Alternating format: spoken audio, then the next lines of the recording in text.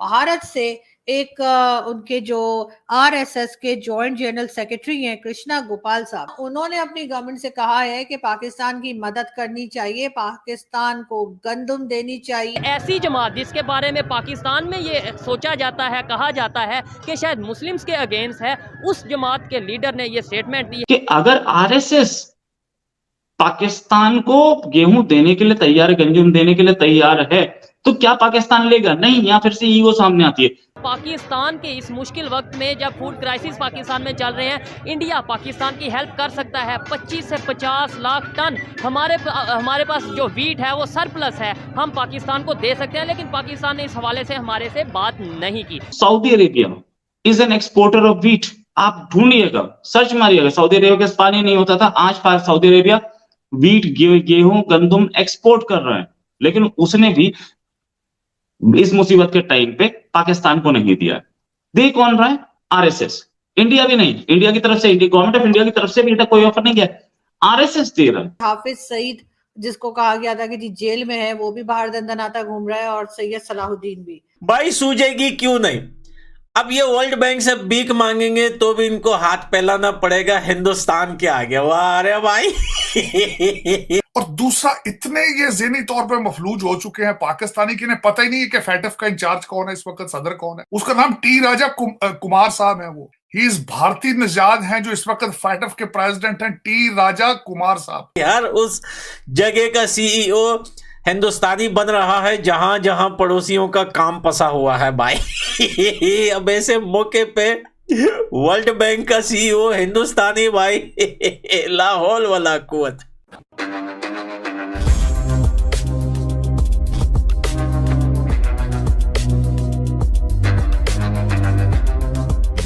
नमस्कार दोस्तों, इस वक्त हम सब जानते हैं कि पाकिस्तान में भूखमरी वाली हालत है, जहां 5 किलो आटा के लिए पाकिस्तान के लोग एक दूसरे की जान तक लेने के लिए तैयार हो रहे हैं, लेकिन फिर भी पाकिस्तान के पिछड़े इलाकों में आटा नहीं मिल रहा है। तो दोस्तों, इसी दौरान भारत के आरएसएस राष्ट्रीय सेवा स्वयं संघ ने एक बड़ी ऑफर की है पाकिस्तान को। उन्होंने कहा है कि अगर पाकिस्तान भारत से गेहूं लेना चाहता है तो वे ज़रूर से पाकिस्तान को गेहूं प्रोवाइड करेंगे।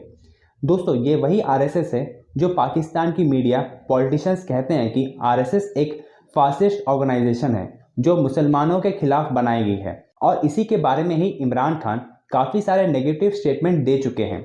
लेकिन आरएसएस ने एक कंडीशन रखी है कि अगर पाकिस्तान को गेहूं चाहिए तो पाकिस्तान को भारत से मुंह खोलकर रिक्वेस्ट करनी होगी। तो चलिए दोस्तों, इसी पर आगे पाकिस्तानी मीडिया का रिएक्शन देखते हैं। भारत से एक उनके जो आरएसएस के जॉइंट जनरल सेक्रेटरी हैं कृष्णा गोपाल साहब, जी हाँ, उन्होंने अपनी गवर्नमेंट से कहा है कि पाकिस्तान की मदद करनी चाहिए, पाकिस्तान को गंदम देनी चाहिए, और उसकी वजह यह है कि जो आम सिटीजन्स हैं उनका कोई लेना देना या कोई कसूर नहीं है पॉलिसी मेकिंग में, या फिर भारत के साथ एक जो नफरत का बताया जाता है या जो कश्मीर किया जाता है, शायद उसमें जो है वो आम सिटीजन का कोई लेना देना नहीं है, और वो बेचारे भूखे हैं, और वो बेचारे जो हैं वो रोटी को तरस रहे हैं, परेशान है, इकोनॉमी भी खराब है, और साथ ही साथ खाने पीने के भी लाले पड़े हुए हैं। इस बात को उन्होंने अपनी गवर्नमेंट से कहा है कि जी भारत को पाकिस्तान की मदद करनी चाहिए।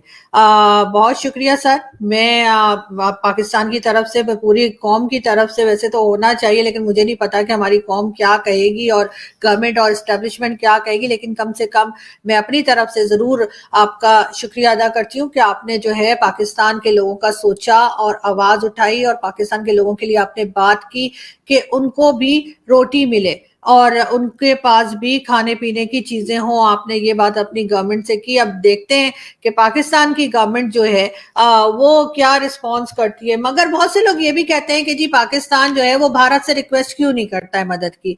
जी हाँ, उसकी रीजन यही है कि हम हमेशा से यही कहते आए हैं कि भारत हमारा दुश्मन है। ये और बात है कि अब हमारे यहाँ बहुत से लोगों को ये बात समझ आ गई है कि ऐसा कुछ नहीं है, और हमारी ही कुछ पॉलिसीज ऐसी रही हैं जिसकी वजह से ये चूरन बेचा गया कि भारत दुश्मनी चूरन चलाया गया। लेकिन प्रॉब्लम ये है کہ جی ہم جو ہے وہ پوری دنیا سے مانگیں گے، چاہے امریکہ کے پاس جائیں، یورپین کنٹریز کے پاس جائیں، چاہے ہم چائنا کے پاس جائیں یا گلف کنٹریز کو جو ہمیں منہ نہیں لگاتے، اسلامک کنٹریز تو بالکل منہ نہیں لگاتے، وہ تو بالکل ہمیں کہتے ہیں نو نہ حبیبی نکلو.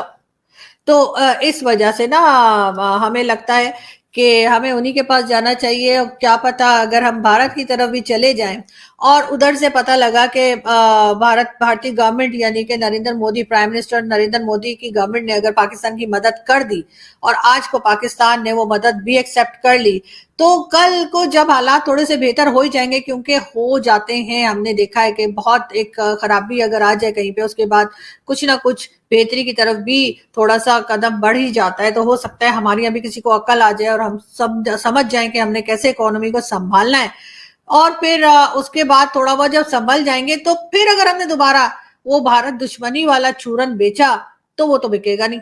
لوگ کہیں گے لو ابھی اس وقت مصیبت میں پڑے ہوئے تھے تو وہ بھارتی ہی آئے تھے نا، انڈینز ہی آئے تھے جنہوں نے مدد کی تھی، جنہوں نے منہ میں روٹی ڈالی تھی، یا جنہوں نے جو ہے گیہوں اور جنہوں نے سبزیاں یا واٹ ایور جو بھی ہمیں چاہیے میڈیسنز وغیرہ وہ ہمیں دی تھی. اگر ہم یہ ساری چیزیں لے لیں گے ان سے اس وقت جب کہ ہماری حالت بہت زیادہ خراب ہے، تو پھر اس وقت جب حالات کچھ صحیح ہو جائیں گے اور دوبارہ جب وہ چورن ہم نفرت والا بیچنے کی کوشش کریں گے تو پبلک تو نہیں مانے گی، وہ تو کہے گی جی یہ پبلک ہے، سب جانتی ہے. تو پھر اس وقت کیا ہوگا؟ شاید یہی سوچ کر جو ہے گورنمنٹ اور پالیسی میکرز جو ہیں وہ پوری دنیا میں کٹورا لے کے گھوم رہے ہیں، لیکن بھارت کی طرف نہیں جا رہے، کیونکہ آگے جا کے ان کا بھی یہی خیال ہے، ان کا یہی ارادہ ہوگا کہ ایک بار پھر جو ہے وہ ڈیفنس بجٹ کے نام پر اور بھارت دشمنی کے نام پر اور کشمیر کے نام پر جو پیسے گھسیٹے جائیں گے، جو پیسے پکڑے جائیں گے، جو پیسے وہ لیں گے فنڈز اپنے، اس میں کوئی مشکل نہ آ جائے.